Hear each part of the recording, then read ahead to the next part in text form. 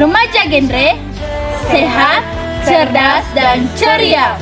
Genre Indonesia, saatnya yang muda yang berencana.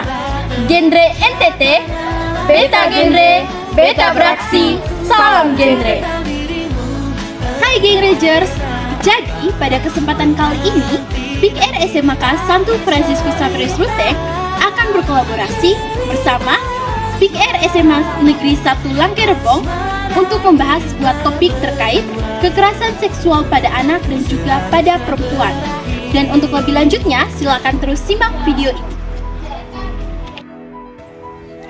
Tingginya kasus kekerasan seksual di Indonesia membuat siapa saja tertarik membahas terkait topik ini. Kekerasan seksual yang terjadi pada anak dan juga sering sekali terjadi pada perempuan. Dibutuhkan pemahaman lebih dalam mengenai kekerasan seksual ini. Kekerasan seksual merupakan suatu tindakan yang melukai secara fisik maupun secara psikis. Dan aktivitas seksual harusnya dilakukan oleh pasangan suami istri yang sudah sah secara agama maupun secara hukum. Dan kekerasan seksual yang terjadi pada anak dan juga pada perempuan seharusnya tidaklah boleh dilakukan, karena itu merupakan satu tindakan yang dilakukan secara paksa. Sering sekali perempuan dan juga anak yang mengalami kekerasan seksual ini tidak menginginkan hal tersebut, namun terpaksa mengiyakan tindakan tersebut kepada mereka. Untuk lebih lanjutnya, silakan simak terus penjelasan kami. Setelah mengetahui pengertian kekerasan seksual pada anak, berikutnya saya akan menjelaskan tentang bentuk-bentuk kekerasan seksual pada anak. Yang pertama adalah sodomi. Sodomi merupakan tindakan pelecehan seksual di mana alat kelamin masuk dalam anus. Hal ini biasanya terjadi pada anak-anak dan bahkan pelakunya adalah orang-orang terdekat seperti guru, tukang kebun, ataupun mungkin orang yang tak dikenal sebelumnya. Yang kedua adalah pemerkosaan.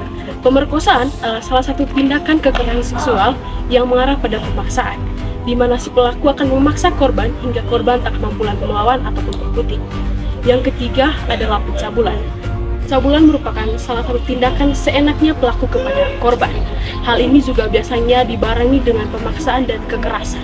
Salah satu contoh tindakan pencabulan di mana si pelaku memaksa korban untuk menyentuh bagian tubuh pelaku ataupun si pelaku yang menyentuh bagian tubuh korban yang seharusnya tidak disentuh. Yang keempat adalah inses. Inses merupakan salah satu tindakan pelecehan seksual yang terjadi dalam anggota keluarga. Inses merupakan kelainan seksual yang terjadi atau yang dilakukan sesama anggota keluarga.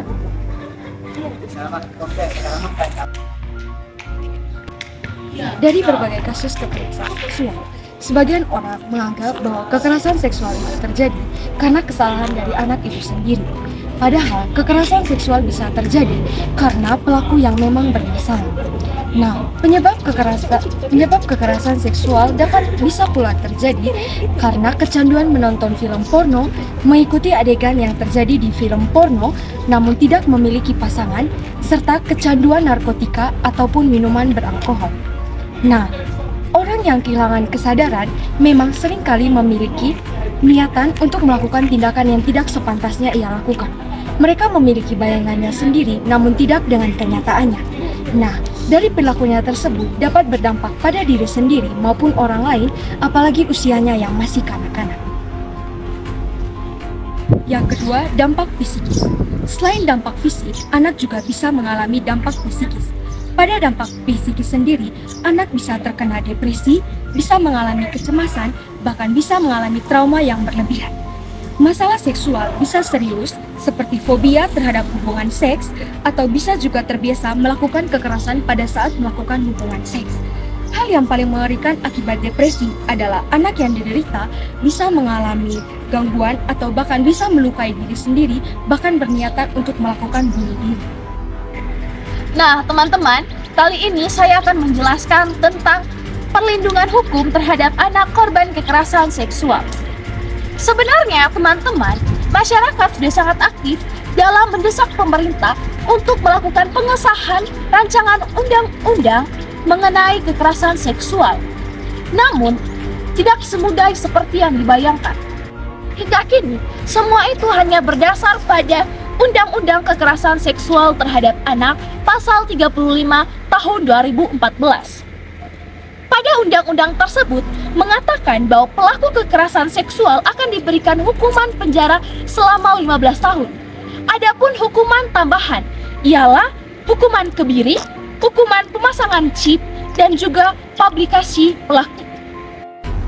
Sebagai korban, anak telah dilindungi oleh pasal 17 ayat 2 Undang-Undang Nomor 23 Tahun 2002 tentang Perlindungan Anak.